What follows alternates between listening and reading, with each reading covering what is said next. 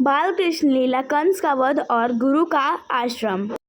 वृंदावन में कालिया और धनुक का सामना करने के कारण दोनों भाइयों में ख्याति के चलते कंस समझ गया था कि ज्योतिष भविष्यवाणी के अनुसार इतने बलशाली किशोर तो वसुदेव और देवकी के पुत्र ही हो सकते हैं।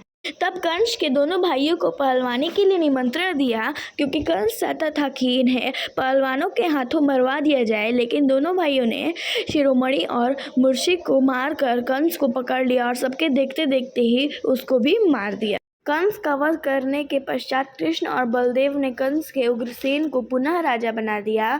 उग्रसेन के 9 पुत्र थे, उनमें से कंस ज्येष्ठ था।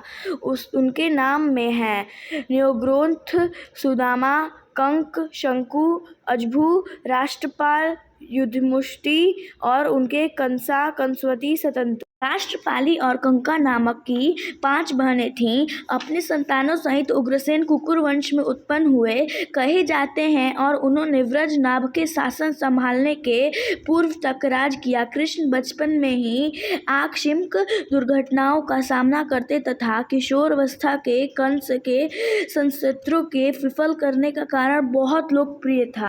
कंस के वध के बाद उनका अज्ञातवास भी समाप्त हुआ और उनके सहित राज्य का भय भी। तब उनके पिता और बालक ने दोनों भाइयों की शिक्षा और दीक्षा का इंतजाम किया।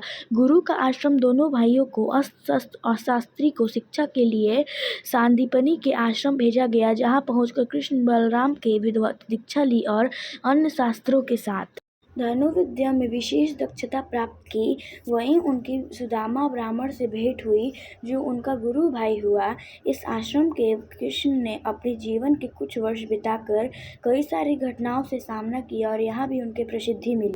शिक्षा और दीक्षा हासिल करने के बाद कृष्ण और बलराम पुनः मथुरा लौट आए और फिर वह मथुरा के सेना और शासन का कार्य देखने लगे।